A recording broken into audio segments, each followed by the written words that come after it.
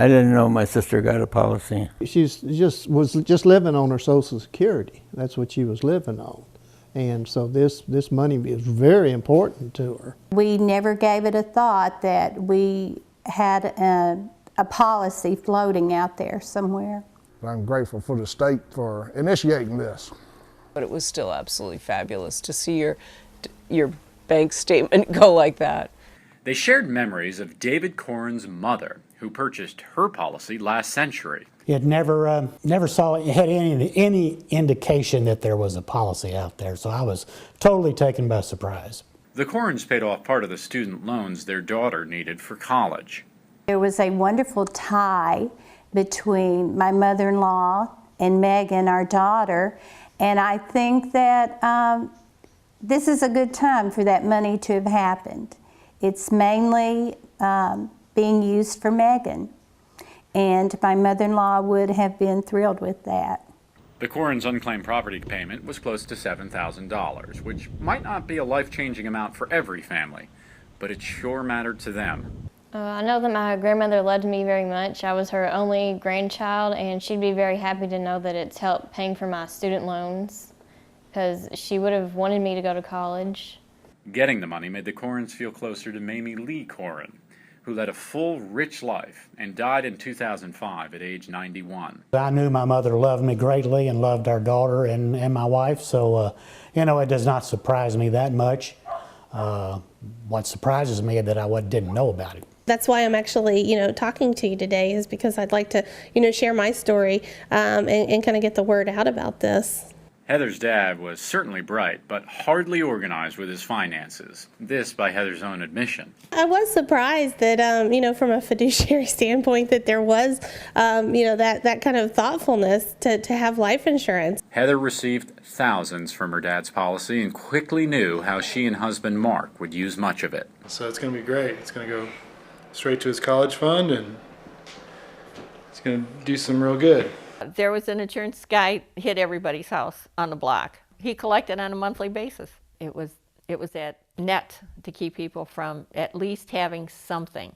If everything else failed, they could at least cash in a small policy. When you don't have enough food, you don't have someplace, enough money to pay for energy to heat your home, sure, that scares anybody. If you've got kids or other family members, scare you to death. The LaMonicas of Bay St. Louis, Mississippi are now in their 70s and 80s. Like my dad bought me insurance when I was born just so that I had something. Sam LaMonica's sister Consiglia worried about leaving loved ones with funeral costs and was often fearful about losing her money. It's why she purchased life insurance. I didn't know my sister got a policy. She never told me anything. Their benefit? Just over $6,900. The LaMonicas told me they could have used that money after Hurricane Katrina largely wiped out their coastal community. If I had it before the storm, I'd have it during the storm, and then I'd have some to fall back on after the storm, And again, the money made them feel closer to the woman who originally purchased the policy, Consiglia D'Agostino. It's like getting a big warm hug again from her. I mean, she was just great. Well, she was just living on her Social Security. That's what she was living on. And so this money is very important to her. Jerry explained how his ailing sister had recently fallen and how his niece Linda was taking care of her nearly all the time. Dorothy Gwynn relies heavily on Social Security. The $6,400 from her mother's life insurance policy is helping ease some of Miss Gwynn's expenses. I said, Lord, you know the situation, you know the finances, we need some help. And it wasn't, a week later, there's a letter in the mail. Thank you. She's even helping us after her death. My mother benefits off of it right now with the sitters that she's having because of her health issues. And come in handy. Ed Exum leads the air conditioning company his father and mother started. Betty Exum, now around 90, fell recently and waited hours for help.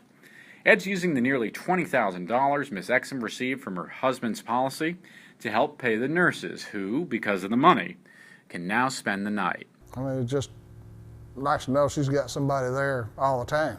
You know, before she lost her legs, she fell in the middle of the night one time. It took her 4 hours to reach a phone, call me, so I go over there and help her get up.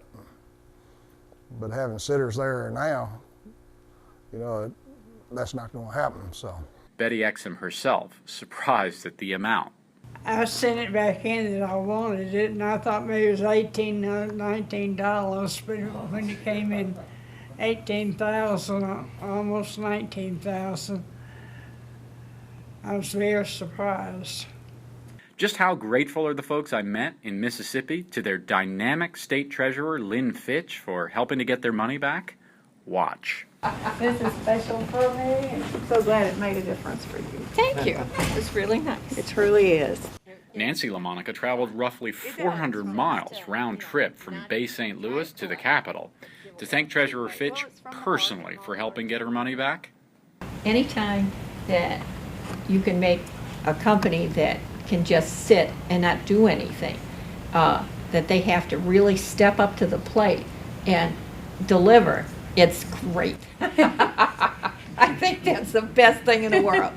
A day earlier, an extraordinary hunt with Nevada Deputy Treasurer Dr. Kelly Miller, searching for a Vegas beneficiary owed more than $75,000 from her mother's life insurance policy. Thanks to Dr. Miller's skills and stamina, we finally found Barbara Smith spinning a roulette wheel on the casino floor she's worked since the late 80s.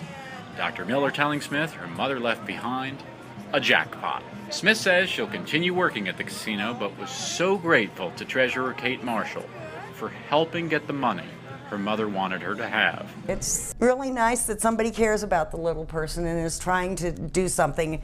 And this way, it's nice to have somebody working for you.